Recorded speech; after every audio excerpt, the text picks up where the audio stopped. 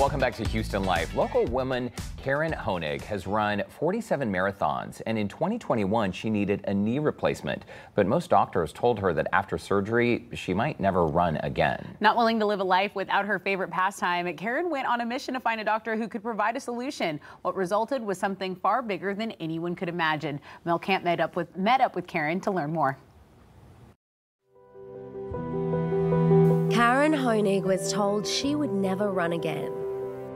Now she's back to running marathons and is gearing up to run Boston Marathon for the 5th time. I went into Richmond Marathon in Richmond, Virginia this past November and qualified for Boston, and lo and behold, I'm doing Boston again. I was a young junior tennis player growing up. I was on the junior circuit, so I started traveling at the age of 13 years old, going from city to city playing in national tournaments, and running became a coping mechanism. And then once college was over, I stopped playing tennis and became 100% a marathon runner.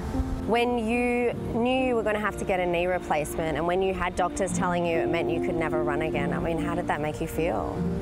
I was devastated. There is something about running, the endorphins and the way it makes you feel, and it really became a coping mechanism for me for life. And so when doctors all over the country told me you shouldn't run again, I was really sad and devastated.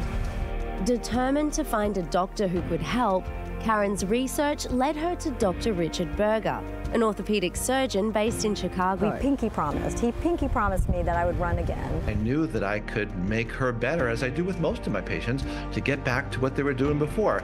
Now, some patients want to run a marathon, they've never run a marathon, that's a little harder.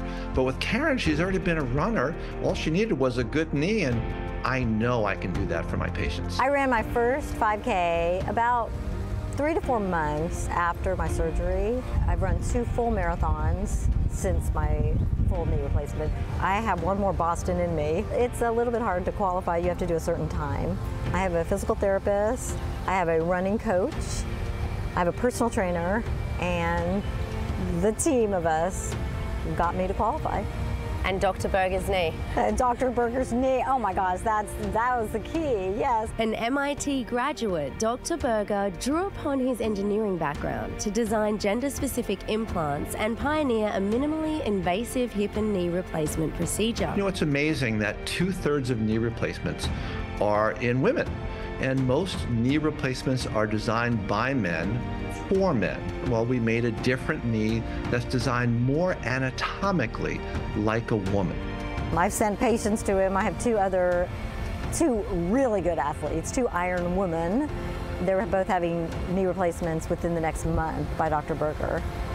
You traveled from Houston, but a big part of your consultations with Dr. Berger, all of that was done via telehealth using his BEST program. That is correct. It is just like you're with the PA or Dr. Berger or the nurse. The BEST program stands for Berger, Elective Surgery, and Telemedicine. So what we've designed is a program where you can come see us, get your initial appointment on the computer. If you want, we can even schedule surgery over the computer. You come and see us, you have surgery done. 2 of the patients I just did today were in that program, and we met them the day of surgery, and they're going to go back home in a day or 2. They have outpatient surgery, they're going to go back home, they're going to do great. I'm trying to make it easy for our patients, not just to recover with minimally invasive surgery done as an outpatient, getting better quickly, but the entire process to be as easy as possible to do what our patients want. They want you to be successful, whether it's your goal is to go to the mailbox or to run a marathon. In 2022, Caryn's father died by suicide. It did me in. Yeah, probably the lowest point I've ever been at. Would you say that because you were able to run, that got you through this really tough time? Absolutely. Running is my community, and after my dad's suicide, it was the running community and my husband and daughters that really brought me back to life and created a purpose for me. Caryn started Poppy's Run for Life to help with suicide prevention and awareness. It's like, I'm gonna call Dr. Berger. He has, what, thousands of patients, but I'm going to call him. I feel like I had a connection with him. I'm going to call him and just say, hey, would you be part of Poppy's Run? Would you by any chance want to sponsor it? And I don't remember who I talked to, but she said, I'll run it by Dr. Berger. I got a call within 10 minutes, and they said, Dr. Berger will sponsor your run. I know, it makes me cry. What a man, what a heart he has. Suicide is just obviously terrible, but since the pandemic, it's gotten worse, and anyone who is willing to go out and do something, I really want to support that. Our meaning and our purpose became Poppy's Run for Life. And being able to run again made that possible.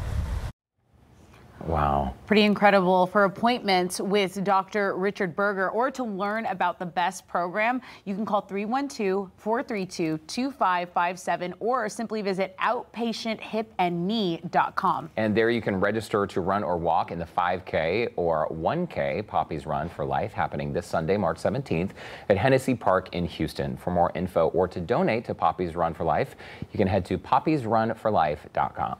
Very cool.